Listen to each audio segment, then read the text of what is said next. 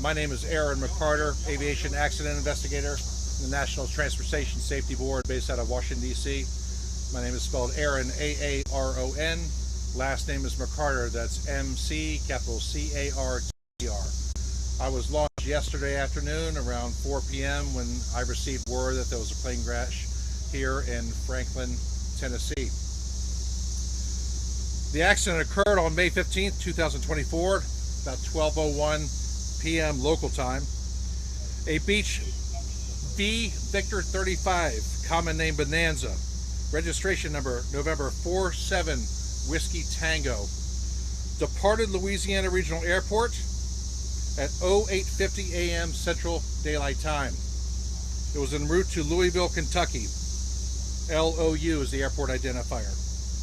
While approaching Franklin, Tennessee, the airplane descended from about 10,000 feet down to about 7,800 feet. The ground speed of the airplane increased as well as its rate of descent. Shortly thereafter, credible witnesses that we've already spoken with described the airplane as being an approximate level attitude with both wings folding backwards and the airplane going violently out of control. ADS-B or radar data was lost at about 4,500 feet. The wreckage was scattered over a half-mile radius area off of this road here in Franklin County. A lot of the wreckage is widely dispersed, very indicative of an in-flight breakup. So one of the things that the NTSB that I request from those of you who are watching and listening is we are very interested in any doorbell cameras, whether you've heard it or saw the accident take place, any doorbell cameras, any motor vehicle cameras.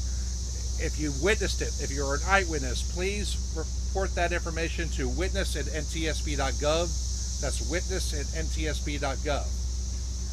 Unfortunately, 3 people on board were fatally injured, the pilot and the 2 passengers, and our thoughts and prayers go out to the family and the friends of those involved. Now, the process, we're going to be on scene here for the next 24 to 48 hours. Due to the disposition of the wreckage, we're going to be transporting it up to a secured facility in Springfield, Tennessee. In fact, the salvage team, the aircraft recovery team, is already here. They are out with a group of local responders who are assisting with the wreckage gathering because it is widely dispersed.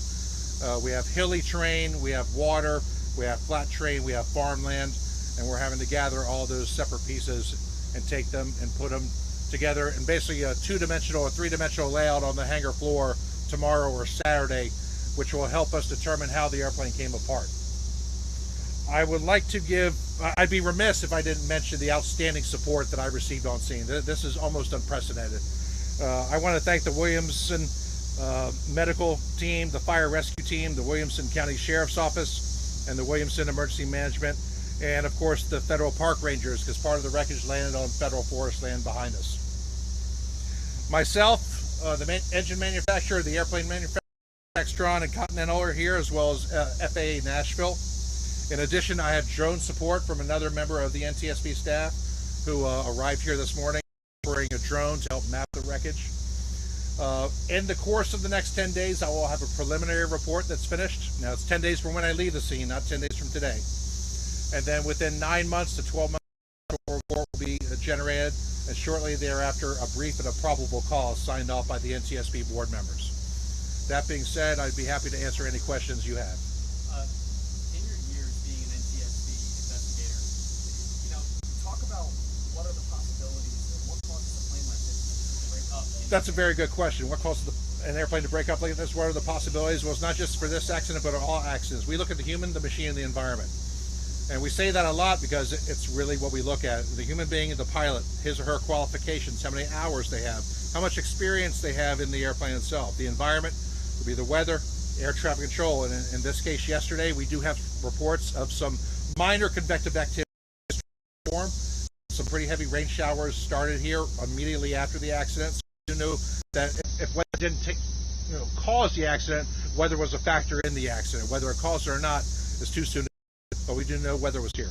And of course, we look at the technical aspects of the airplane, horsepower, fuel. There was plenty of fuel on board. The engineering aspects, we'll look at any kind of airworthiness directives or advisory circulars that were made on behalf for this airplane. So all three of those things form a much larger holistic picture that we're going to be looking at. We're going to come. So a lot of the work is going to happen behind scenes. This is actually a very small part of a larger holistic process. Once we get back to headquarters, I'll be looking at radar data, weather data. I've already had those studies ordered. I will also be looking at data. Now, this airplane doesn't have a black box per se, but there is data on board the flight instrumentation, and we were fortunate enough to get 2 data cards. Whether or not there's data on them remains to be seen, but I'm hopeful that once we get that information back to the labs, we'll be able to download it to Cypher. I know you don't want to speculate on it, but could autopilot have any effect on whether... The autopilot, whether it's being used, it would be too soon to speculate.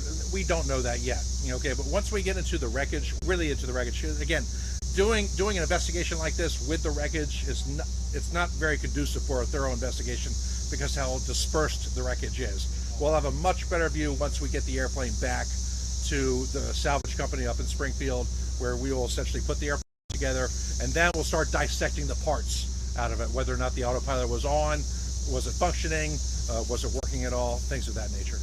How much of the wreckage do you guys have so far? Where are you? I could only hazard a guess. I'd probably say about 75% of the wreckage we have. We're still looking for some pieces, but we have a team of about 15 people out there right now, 15 or 20 out there. Any specific going. pieces you're looking for still? We're looking for all of it, okay. all of it. Now, I found all 4 corners.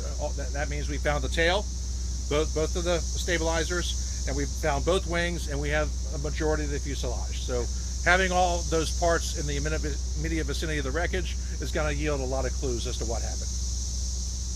Talk about the aircraft specifically, the Beech V-35. I believe my research is correct. It stopped getting manufactured back sometime in the 80s. Can you tell about how old this aircraft was? Well, this is 1966, but don't let that fool you. Their airplanes, their lifespan is quite more substantial than a car's lifespan because of the maintenance involved in keeping these things airworthy. So it's not unusual to have an airplane from the 60s or early 70s that was discontinued in the 80s to be flying around. Hundreds of them are, and there are many of these airplane types that are out there that are flying. And it's hard to be comparative to other events. Everyone's so unique each time a plane crashes. But just talk about the debris field, the size, and your history. When you came out here, looking at that size, the debris field, what does that kind of tell you? It makes it difficult to do a thorough field examination because the pieces are so spread far apart. I mean, we're looking at a radius of about half a mile to 3/4 of a mile in multiple directions in a fan-like pattern going in this way. So, and there's a lot of woods and farmland around here, so it's going to take a while, but we have a good team that's on it right now. I know the plane was headed to Louisville. Was there any indication that it was going to be stopping anywhere before making its full trip? There was no indication that the airplane was going to be stopping anywhere before. From what I understand, Louisville was the final destination. There was plenty of fuel on board to continue the flight to Louisville. Speaking of fuel, with an emergency fuel cleanup team here, is there a lot kind of spread out, or is it on trees or wildland? I couldn't answer that question. There's a lot of fuel that is still in the wing tanks, which is good. So the wing tanks were not compromised, except for where they separated from the fuselage. So most of the fuel that we have on scene stayed in the tanks. Now there was obviously some residual fuel because there was a smell of fuel. There was some blight on some of the foliage, which tells us that fuel was involved. But I don't believe a tremendous amount escaped. But in any case, the team is here to do a cleanup, a proper cleanup. I have time for 2 more questions. Okay, hearing none, I'm going to step aside a second. If you have any questions for the local authorities, now is your time. Chief Deputy, obviously we know there were 2 other individuals on board. Is there any timeline on when we may be knowing the identities, the ages of the other 2 people that were on board? We will release that information at some point. I'm not sure exactly when that will be released. Out of respect to the family, during their time, we've decided to not release those names. And all the family has been notified then? Of all As far as we know, the base family has been notified and is aware of the situation, yes. Road closures, anything you want to, let Okay. folks know Well, about? I guess first off, I want to thank our state, our local, and our federal partners in this event.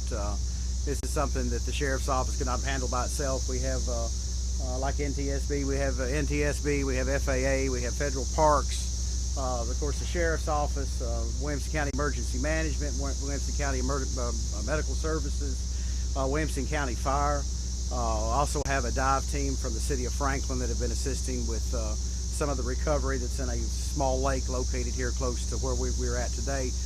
You know, our prayers and our thoughts go out to the family in this tragic loss. I have been in contact with that family, and I know this is very devastating to them, which is the main reason that we're not releasing the names of those people. You know, things like this happen, and you know, it's unfortunate, but you know, having a good team of people, being a volunteer state, everybody jumping in and working together really makes things go easier. I know it can be hard to speculate, but there is a golf tournament, there's a PGA tournament happening in Omaha and Louisville. Do we think they may have been trying to go into that? I'm not sure exactly what their total end plan was. Haven't been made aware of any of that.